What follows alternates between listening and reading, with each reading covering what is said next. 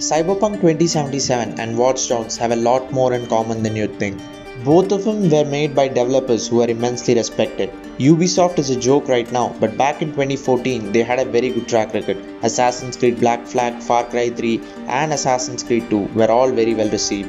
CDPR had one great game in Witcher 2 and a masterpiece in Witcher 3, so a lot was expected out of the developers.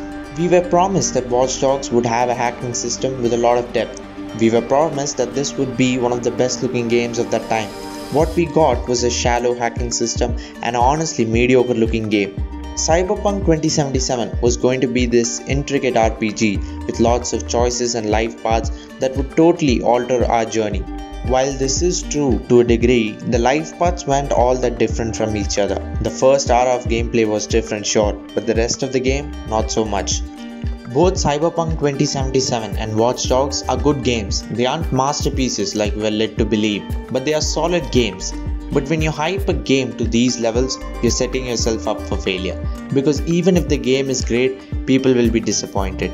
There are n number of great things in these games. Watch Dogs had a smooth combat system, moving from cover to cover was fluid, Aiden could parkour to a certain degree, the gunplay was powerful, guns felt heavy, and more importantly, all these things gelled together nicely to give us a combat system that was among the best in the open world genre.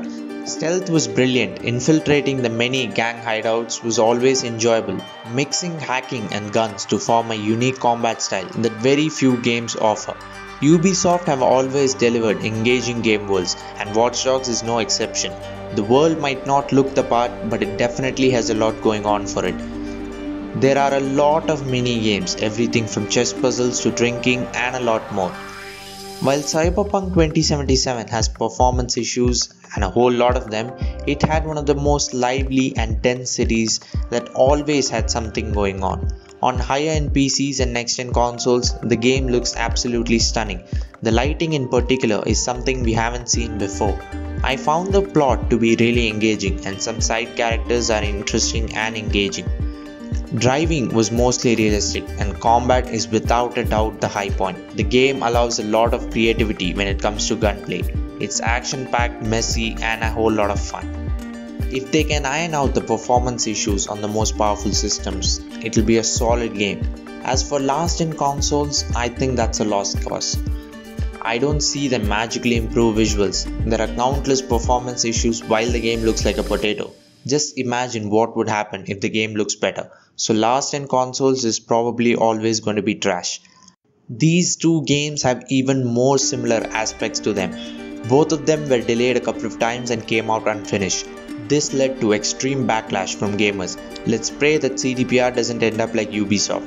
Cyberpunk 2077 and Watch Dogs aren't bad games by any means. When you hype a game like it's the greatest thing since sliced bread, it's bound to underdeliver. These two games have taught us a lot of lessons. The most important one is no matter how good the game looks, do not pre-order it, because most likely it won't end well. Hyping up games might increase day one sales, but in the long run I think it's best to keep a somewhat low profile.